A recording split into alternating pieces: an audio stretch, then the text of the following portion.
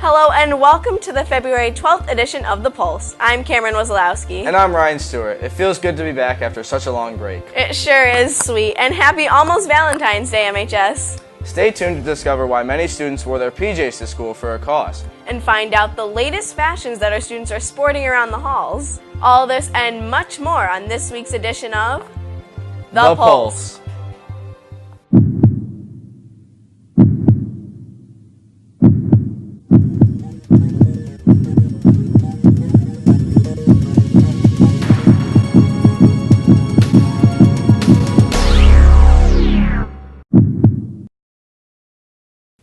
On January 29th, Manchester High School supported an organization that has found a unique way to fundraise for a local children's hospital by participating in a statewide pajama day. The MHS community woke up to support a worldwide issue in their pajamas last week. Last Friday, January 29th, students and faculty alike at Manchester High School participated in the 4th annual Pajama Day. MHS wore their pajamas in support of the thousands of children being treated at the Connecticut Children's Medical Center, who spend days, weeks, and even months in bed receiving treatment. I have relatives who have had cancer in the past, so I think it was really supportive. This year alone, the Pajama Day fundraiser statewide has raised over $58,000. It began in 2011 when Nicholas Wozlowski, a then 6-year-old boy, witnessed firsthand the severity of children undergoing treatment and being bedbound in their pajamas. Nick's sister successfully battled cancer, but spent large amounts of time at CCMC. He came up with the idea of Pajama Day to celebrate and honor children fighting serious diseases, and since then it has spiraled into a statewide event. 42 local Dunkin' Donuts in all Highland Park Market locations actively participate, in addition to at least 10 different schools throughout the state. It started only in my one school, my grammar school, and then it's just really spread outward everywhere because people care so much about others. Be strong! Jill Krieger, Manchester High's principal, took this opportunity to marry Pajama Day with the D Strong Initiative, an internet phenomenon dedicated to Dorian Murray, a cancer patient whose hope is to become famous. Mrs. Krieger was overjoyed to be able to give students the chance to take part in a day that meant so much to so many. The other thing that we tied to it was the kind of celebrating that D Strong event, which was a national thing, that's an international thing that's really happening, and we thought it would be a nice way to tie in supporting a little boy who's going through a really tough time, and his family too.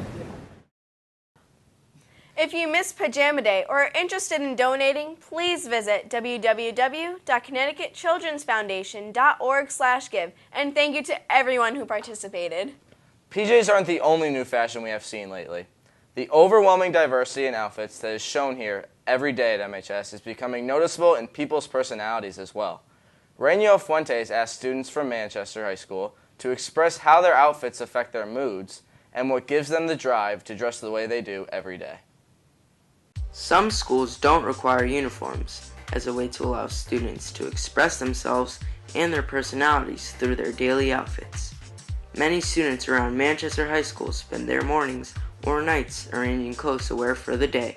Alyssa Rebels, a senior at MHS, dresses in a different outfit with a new hairstyle each day to convey her mood and her outlook on the school day. So I think it's good to be able to express yourself in a school where you get to wear what you want.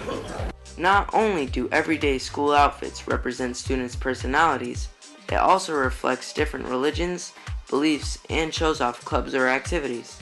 Many schools, however, do require uniforms, which limits students from dressing the way they identify themselves. Lucy Coletti is a sophomore who always dresses to impress and disagrees with the uniform policy that many schools enforce. It shows a lot of someone, the way they dress, how they present themselves. It's all like self-expression. The diversity that different outfits bring to the MHS community really shows how our community and our students are different and special in their own way. From The Pulse, this has been Rainiel Fuentes reporting.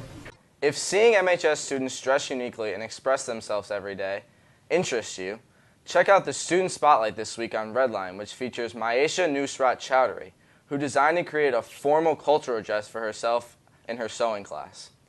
Many students had the chance to show off their style at the school's snowball dance last week.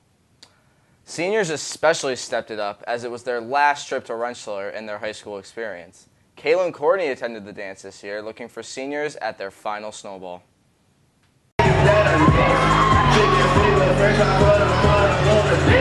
Rensselaer Field is filled with die-hard UConn fans every year during the fall season.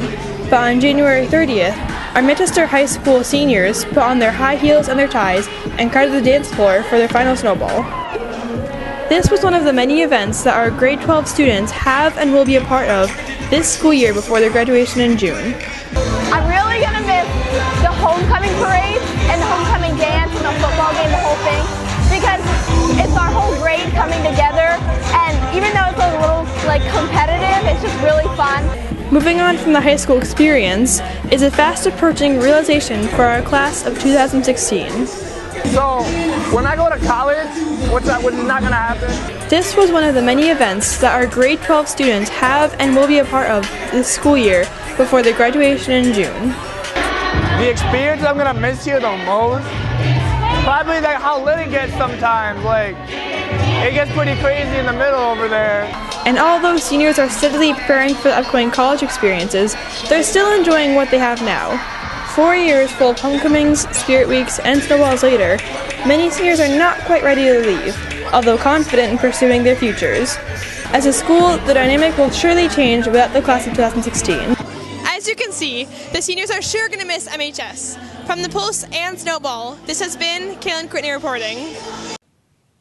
Even with a Saturday night full of music and dancing, a group of our Manchester High students still got up on Sunday to swim with people in the community who may not have been able to do so on their own. IOH is a group that meets on Sundays here at MHS. Morgan Kite stopped by to ask the people involved what the program really means to them. Every Sunday, the MHS IOH pool is filled with people learning together. Some are people, both students and adults with disabilities, some are high school student leaders, and others are adult volunteers. Rick Conti, a former instructor and coordinator of IOH, has touched lives and has been touched by his time working in the IOH pool. I haven't been here in years, and to be honest, I'm kind of choked up today coming back. It was a big part of my life. Others, like Bobby Phelps, have come to MHS every Sunday and have learned life skills along with water safety. He has been a solid fixture at IOH practices for the past 56 years.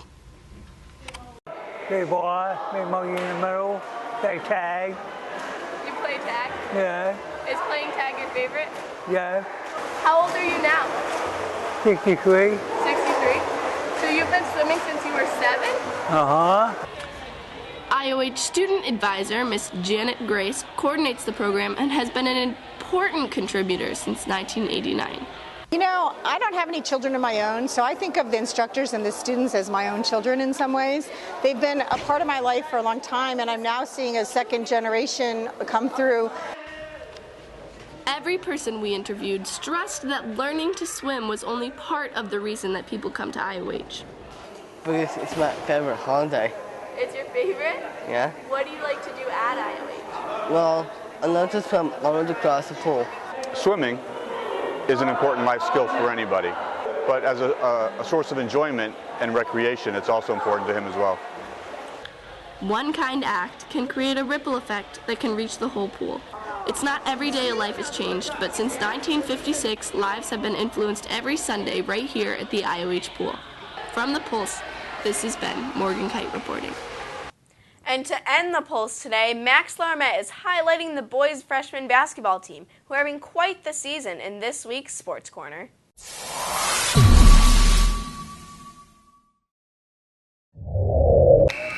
When you think of successful basketball programs, last year's Golden State Warriors or UConn women's team might come to mind.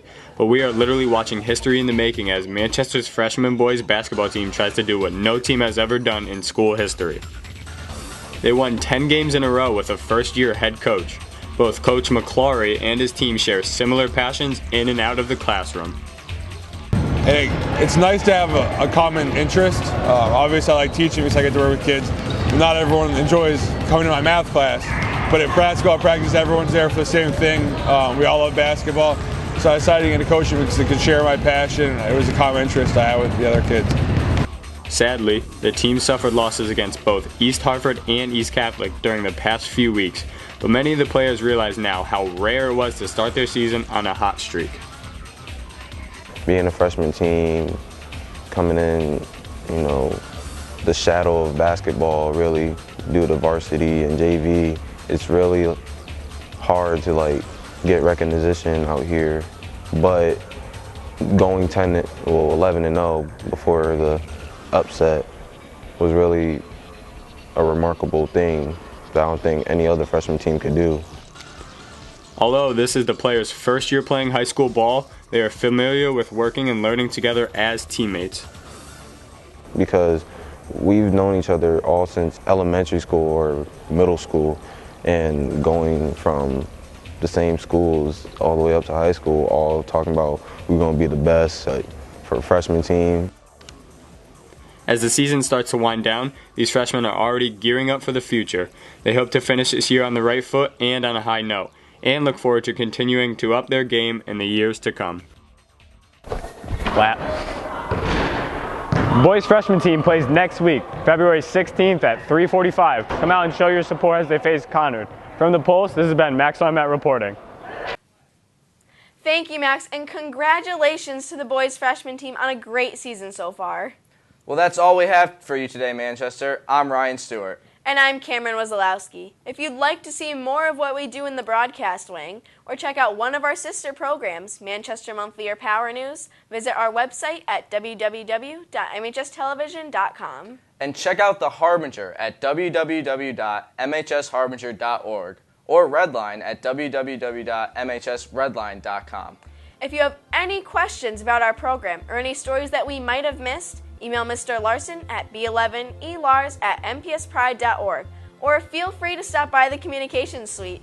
And don't forget to follow us on Twitter at MHSRedProd. Thank you so much for joining us, Manchester. Have a great weekend. This has been The Pulse.